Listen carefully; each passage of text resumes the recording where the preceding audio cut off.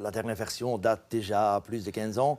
La ville a changé, la société a changé, les défis ont changé. Pense à le défi climatique, la manière qu'on veut aménager les voiries, les squares, la manière que les gens veulent vivre en ville. Et tout ça est dans le règlement des RRU, le règlement urbanistique. C'est un peu le Bible ou le guide, comment il faut construire, comment il faut aménager l'espace public, l'interaction entre le bâti et l'espace public.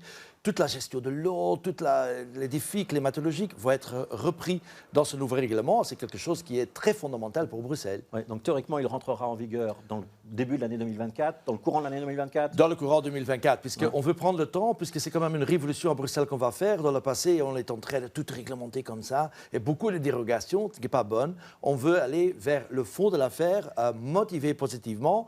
Et ça demande quand même une formation, ça demande quand même que tout le monde est bien au courant, bien formé, et on veut prendre le temps. Ce n'était pas toujours le cas dans le passé avec des réformes urbanistiques à Bruxelles, et on doit tirer des leçons du passé et dire on va bien préparer tout le monde au niveau communal, régional, architecte, promoteur, et je préfère 2 mois de plus attendre au lieu d'aller assez vite. Ça veut dire que ce n'est pas une petite réforme cosmétique où on change l'un ou l'autre paragraphe, on repart vraiment à zéro et c'est une réforme substantielle. L'idée générale, c'est quoi? C'est une ville plus aérée, moins de place pour la voiture, des trottoirs plus larges, plus de place pour des espaces partagés?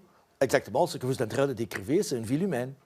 On veut mettre l'être humain au central dans le milieu urbain, soit dans ses bâtiments privés, soit dans les bâtiments communs, ou soit dans l'espace public. Ouais, on donne quelques exemples. Le RRU, il va s'appeler Good Living. Il va prévoir par exemple que les trottoirs à l'avenir c'est 2 mètres de large, c'est ça? Exactement, 2 mètres de large, que les pistes cyclables, quand elles sont bidirectionnelles, doivent être 3 mètres par exemple.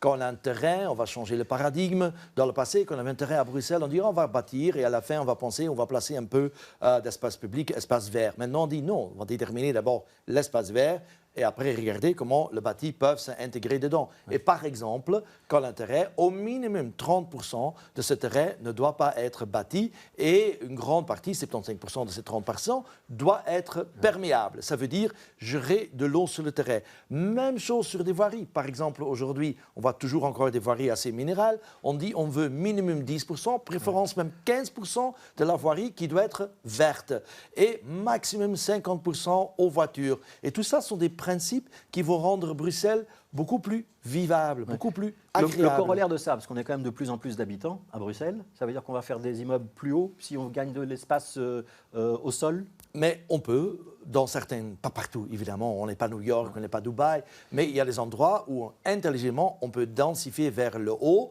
et même densifier dans le haut d'une façon très verte, avec des biodiversités et durable. Oui.